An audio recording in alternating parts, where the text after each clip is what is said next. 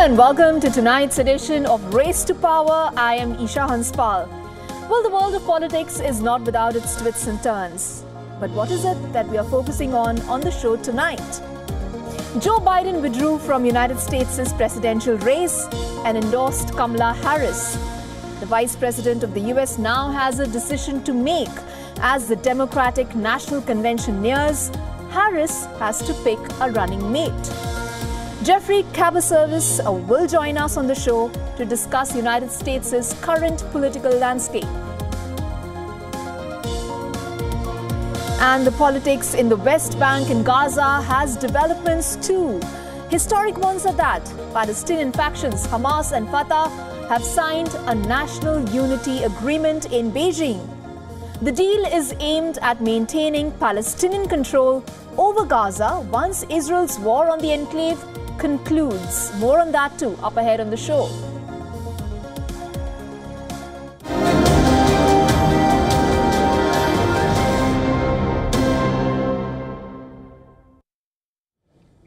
Now, with each passing day, a Trump versus Harris election is becoming inevitable. It's a deja vu moment for the Red Camp's returning presidential candidate. In 2016, Donald Trump beat Hillary Clinton to become America's 45th president. 8 years later, can he pull off another victory? Well, since Sunday, the election campaign for both the parties has taken a dramatic turn. In his solo speech at the Republican vice president nominee, J.D. Vance wasted no time in targeting Kamala Harris. I was told I was going to get to debate Kamala Harris, and now President Trump's going to get to debate her? I'm kind of pissed off about that, if I'm being honest with you. But if you want to lead this country, you should feel grateful for it. You should feel a sense of gratitude. And I never hear that gratitude come through when I listen to Kamala Harris. Now, Harris returned the favor while addressing the staffers at Biden's campaign headquarters in Delaware, which has now been passed down to her. The former prosecutor, while talking about her legal career, took a swipe at her convicted political rival. Harris also highlighted the issues that her campaign will focus on. We who believe in the sacred freedom to vote. We who are committed to fight to pass the John Lewis Voting Rights Advancement Act and the Freedom to Vote Act.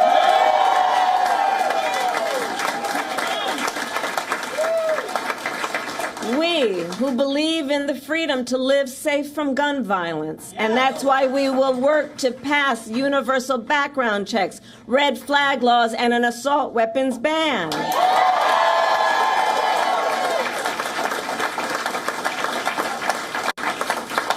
We who will fight for reproductive freedom, knowing if Trump gets the chance, he will sign a national abortion ban to outlaw abortion in every single state, but we are not going to let that happen.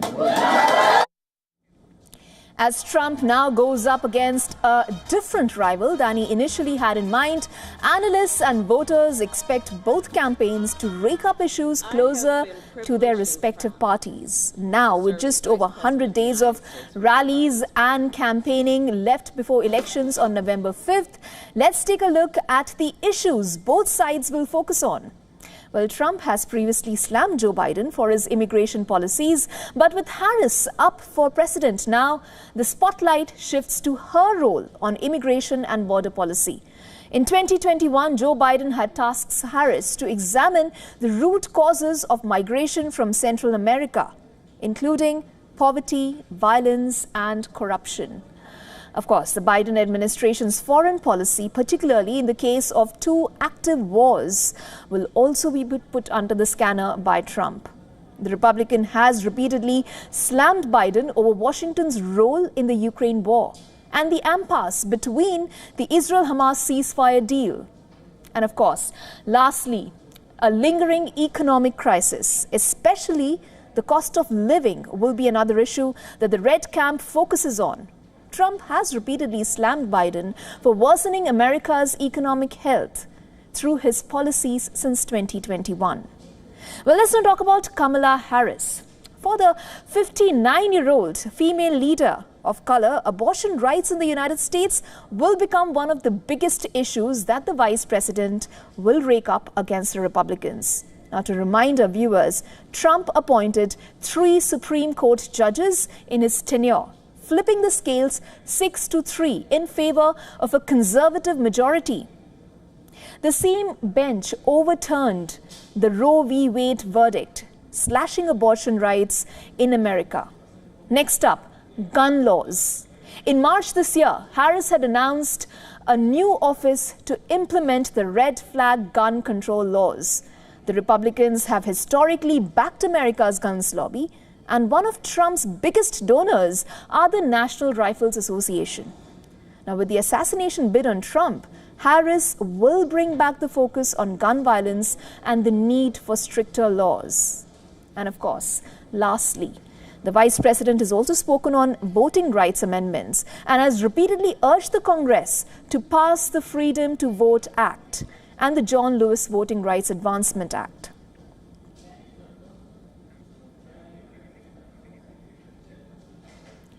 And of course, for Kamala Harris, the political journey has changed overnight. Since then, all indicators and stars appear to be aligning for the 59-year-old Democrat. As far as the presidential bid goes, Harris has secured a clear backing from Democrats as she surpassed the criteria of the number of delegates needed to claim nomination.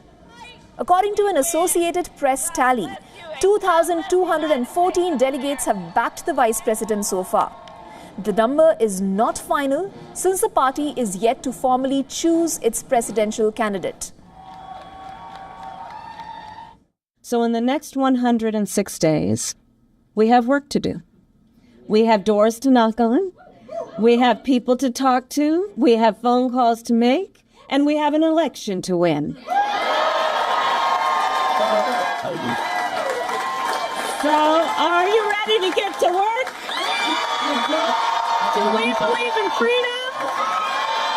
Do we believe in opportunity?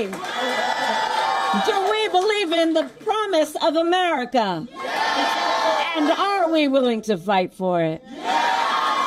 And when we fight, God bless you all, and God bless the United States of America and Joe Biden. But even before the official nomination, Harris's campaign, which is still operating from its joebiden.com domain, has unveiled a new logo, which features Harris for president. Now, in the first 24 hours since Joe Biden endorsed his number 2 for president, Harris's name has raised a record amount of money already. According to campaign spokesperson Kevin Munoz, the vice president has raked in a whopping $81 million. The election war chest boasts of being the largest 24-hour sum reported by either side in the 2024 campaign so far. Now, Harris's campaign also said it was the largest single-day total in the U.S. history. The unanimous support for Harris has all but officially secured her presidential candidacy, from being Joe Biden's running mate in 2020 to now being well on the path to pick her own number 2. That has been Kamala Harris's journey. And the question now on everyone's minds is this: who will be Kamala Harris's vice president nominee? Now, as the path clears for Harris's presidential bid, many contenders are falling in line to be her running mates. Several names are doing the rounds as probable vice president candidates: Arizona Senator Mark Kelly, Pennsylvania Governor Josh Shapiro, California Governor Gavin Newsom, Andy Beshear, who is the governor of Kentucky, and Pete Buttigieg, the U.S. Secretary of Transportation, are some names on top of the list for running mate. Several other names that are potential candidates under consideration include Roy Cooper, governor of North Carolina, the Maryland Governor Wes Moore, billionaire and Illinois Governor J.B. Pritzker, and Michigan Governor Gretchen Whitmer.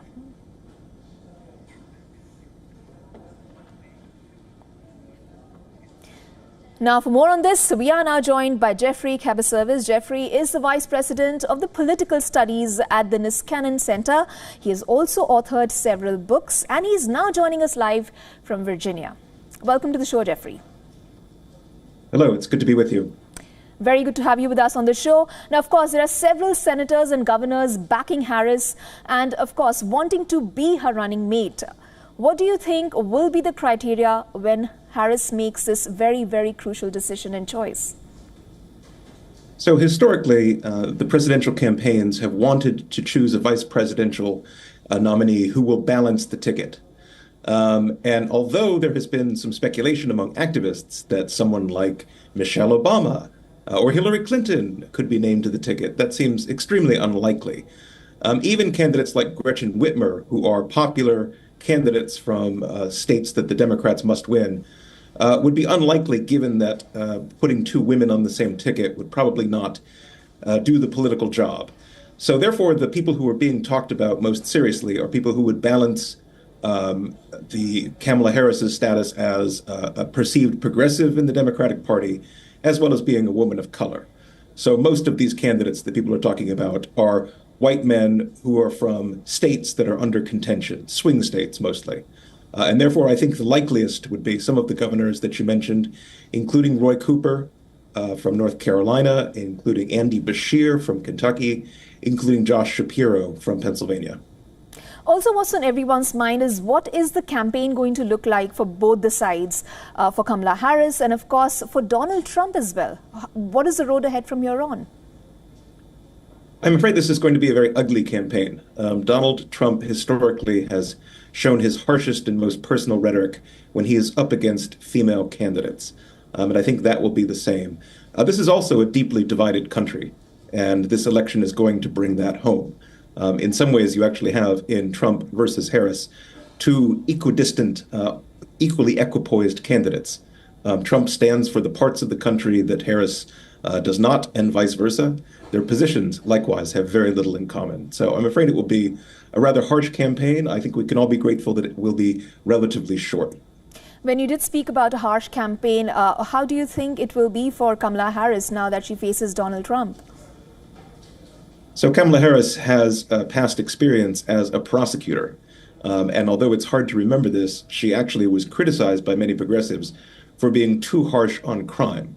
And she downplayed that when she was running for the Democratic nomination in 2020, as well as during her time as vice president. But things have changed. Now that's actually one of her assets. And it's particularly symbolic given that Trump is now a convicted felon and she is a prosecutor. She has already leaned into that contradiction between the two of them, and you can expect to hear a lot of that in the future. Thank you so much, Jeffrey Caberservice, for joining us on the broadcast today. Pleasure to talk to you.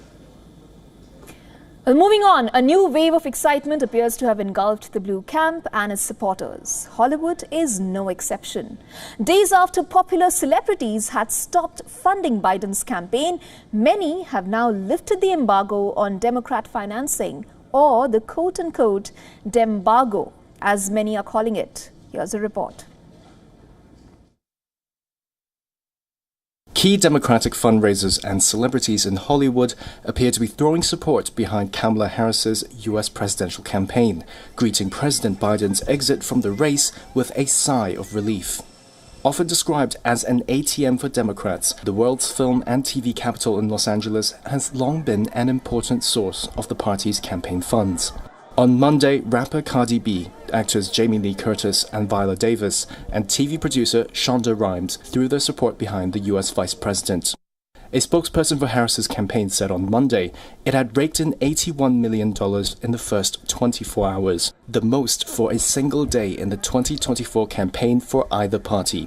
However, celebrities and fundraisers had stopped donating money to the Democrats since Biden's disastrous debate in June. Some, such as George Clooney and others, publicly said the president should end his campaign, with Clooney writing a frank op-ed for the New York Times that said Biden had to go, weeks after he had hosted a hugely successful fundraiser for the president. On Monday, though, producer for Lost, Damon Lindelof, said he ended calls on fellow donors to withhold their money, a so-called Dembargo, after Biden's withdrawal. On social media, Lindehoff said he felt profound relief and genuine excitement for the election ahead, though he did not back a specific candidate. Disney heiress Abigail Disney, who had called on Biden to drop out, said she was resuming her donations to Democrats and that she thought Harris would be an excellent candidate. News just coming in from the United States. According to the U.S. media reports, Secret Service Director Kimberly Cheatle has resigned. The resignation comes amid scrutiny of security lapses related to the recent assassination attempt of former U.S. President Donald Trump. Cheatle is facing investigations into the agency's handling of Trump's protection and how a gunman came close to the killing of the 2024 Republican presidential candidate at a rally in Pennsylvania this month. The resignation comes a day after she faced a volley of criticism and, of course, questions.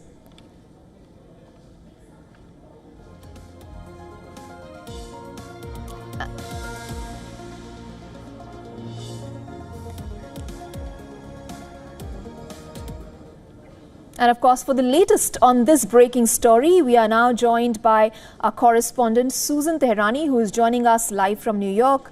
Susan, a big development coming in from the country now. Give us the latest. What do you have for us? So just a few moments ago, we learned that in an internal memo, the Secret Service Director Kimberly Cheatle has resigned. We are expected to get an official announcement later this morning, being Tuesday. Of course, this resignation comes after she was berated by lawmakers on both sides of the aisle on Capitol Hill during a hearing because of the Secret Service's failure to protect former President Donald Trump from being shot at by that would-be assassin, Thomas Crooks. Now, it's important to note that we have to wait for this official resignation, but it was almost clear that something along these lines would have happened, considering the fact that it's very unlikely. We don't really see it much in Washington, where lawmakers on both sides of the aisle have such bipartisan consensus on a single issue. Taking off from what you just said, the way Cheatle was grilled by the Congress Oversight Committee, do you think that made her position quite untenable? Yeah, not only the way she was grilled, but the way she was responding with her bureaucratic language and no response responses.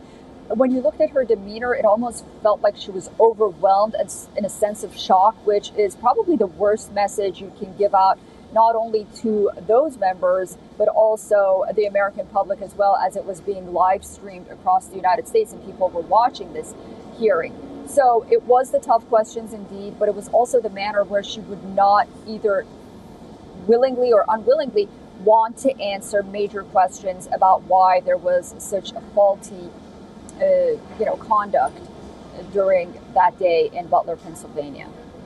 Susan, thank you so much for joining us with the latest on that. We will continue to track that developing story. But for now, let's move over to Europe, where France's political gridlock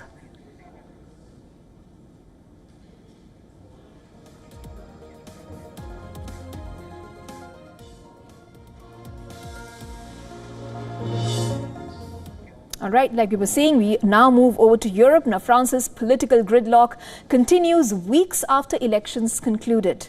The far left, which emerged on top with the highest number of seats, has still not chosen a new prime minister.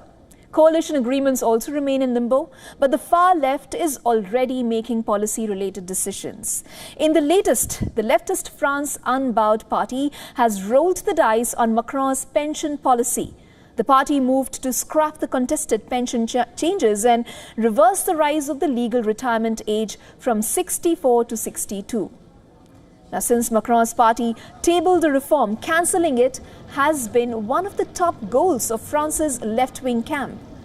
Now, with the far-left coalition emerging as the strongest force from snap parliamentary elections last month, the LFI has taken fresh legislative steps on policy reversal LFI bills and is unlikely to be tabled and voted on before September. Now, the move would need the support of lawmakers beyond the new Popular Front left-wing coalition to pass. The right-wing National Rally Party, which came second in the polls, had also campaigned on lowering the retirement age, while Macron's centrist bloc and other centre-right politicians said that they would oppose such a move.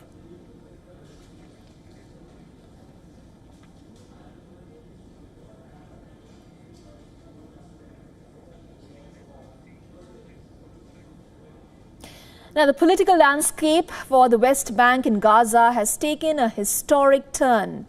Amid Israel's military onslaught in Gaza and violence in West Bank, political factions on both sides have signed a landmark agreement to form a unity government. In a renewed bid for reconciliation, the factions, including Hamas and Fatah, met in Beijing after signing what they called the Beijing Declaration. A total of 14 Palestinian factions have agreed to set up an interim national reconciliation government that would govern Gaza after the war. Now, Chinese Foreign Minister Wang Yi hailed the agreement, saying the groups had committed to reconciliation.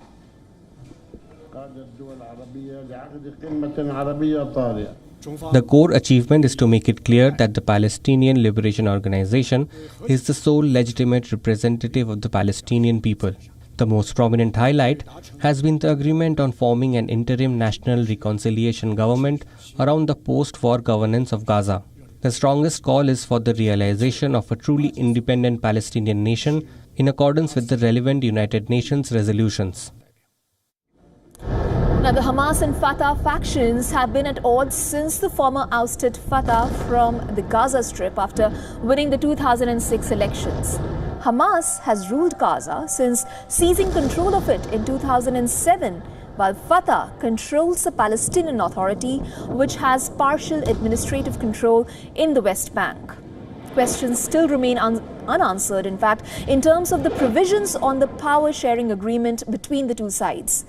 But Palestinian civilians are relieved at the latest display of unity. We hope these efforts will bring fruitful results to all Palestinians. The war must stop. They must unite with each other, our brothers in Fatah and Hamas, because the people of Gaza are the ones who are paying the heaviest price. All right, that's all we have for you on this edition of Race to Power. Stay tuned to WION World is One.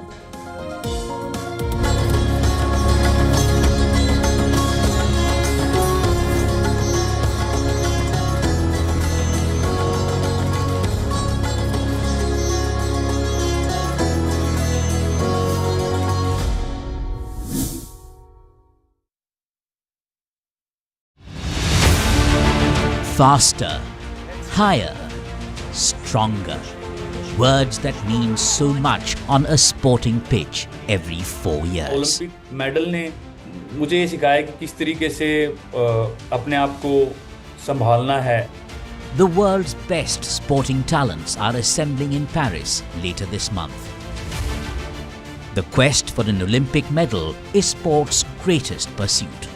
I think people are looking at the Olympics with a lot of hope. More than 200 countries all coming together. The Olympic Games return to the French capital after a century. There's not really any cities that compare to it. Catch all the build-up to the Paris Games on WION. World is One.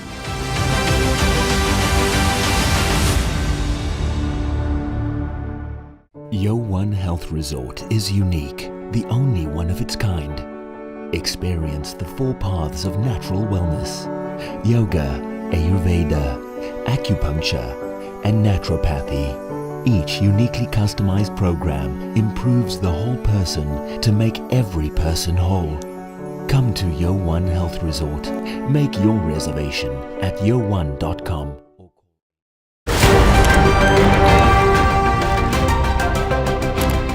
Ready to dive into your daily dose of news?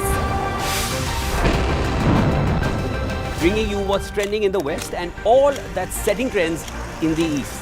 And all of this served up with a side of insightful banter. We don't just bring you the latest stories. We bring you your talking points for the day. And while you do that, from the busy streets of New York, I will provide you with deeper insights on the developments through the course of the day in the U.S. And I will be here at the WION headquarters, getting you all the action from the universe of sport. All that you need to know about your favorite teams and players, right here. The show that keeps you ahead of the global curve. A conversation you'd want to be a part of. A place where news becomes an engaging exchange. We bring you stories that impact your present. This is World DNA. Join the conversation.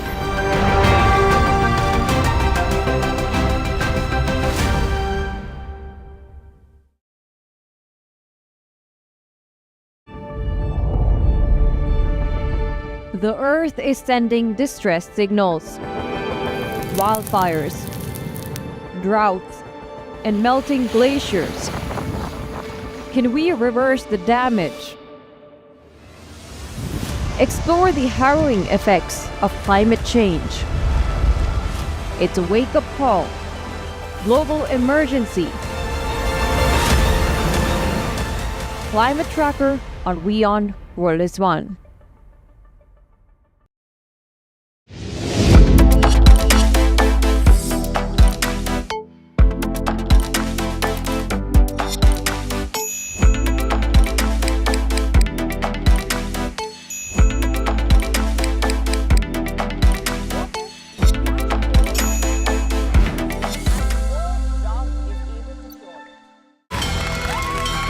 From the bustling trading floors of Wall Street to the vibrant exchanges of Asian stock markets, WION breaks it down for you to make sense of what's happening. As we reveal the key factors behind events, strategic battles, and the game-changing business decisions that shape the world. We bring you all of this and more on World Business Watch.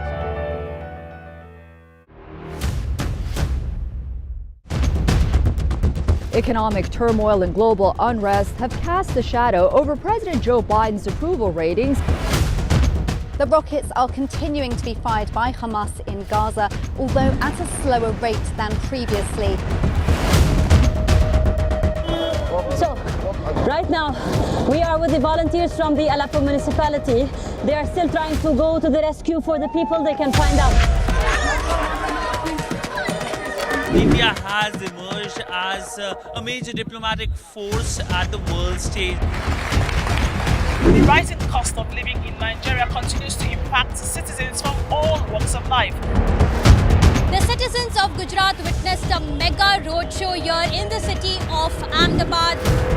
China is South Africa's largest trading partner for 134 years straight. A domestic aircraft carrying 72 people on board crashed in Pokhara city in central Nepal. 165 injuries have been moved, 61 people are confirmed dead, and rescue operations continue around me.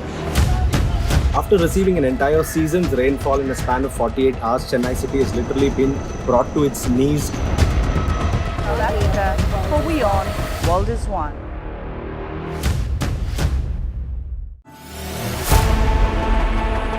Know more, understand better, think ahead.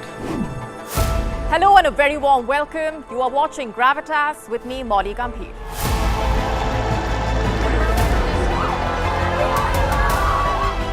Get the facts, not the bombast. On the 26th of March, dynamic pricing, Baloch separatists, Gravitas cuts out the clutter.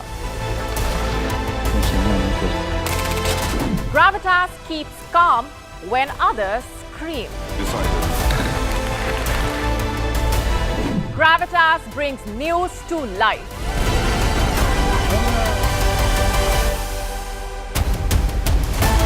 Weekdays, 9 p.m. IST, 3:30 p.m. GMT.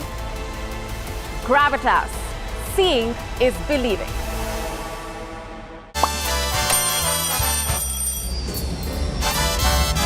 Vielleicht nur als 5%.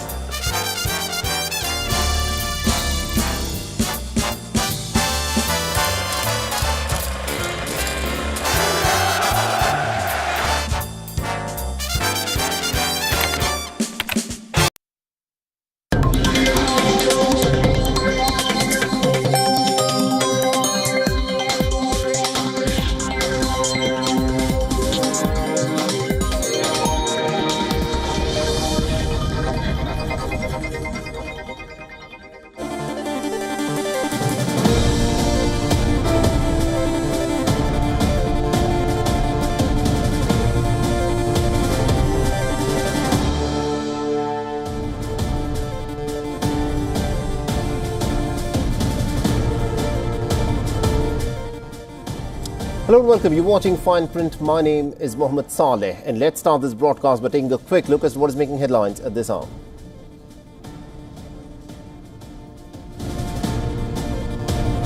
The American Secret Service Director Kimberly Cheatle has resigned after the agency came under harsh scrutiny over its complete failure to stop an would-be assassin from wounding the former President Donald Trump during a campaign rally.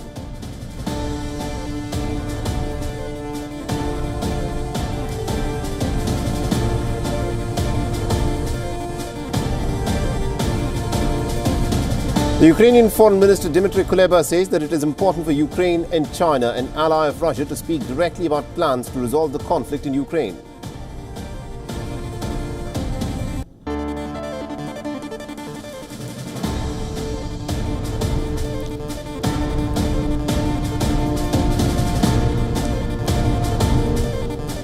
And rescue teams have so far retrieved the bodies of 229 people who were killed in two landslides in southern Ethiopia.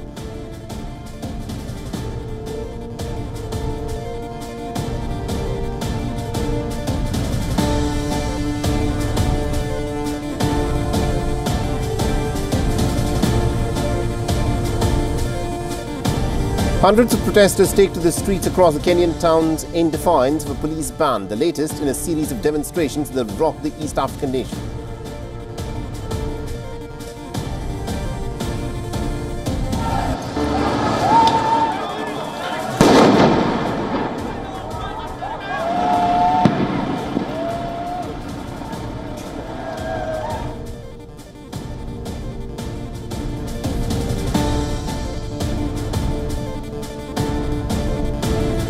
And Britain's new Labour government has announced that it will stop housing migrants on a controversial accommodation barge from next year as it tries to clear a backlog of asylum requests.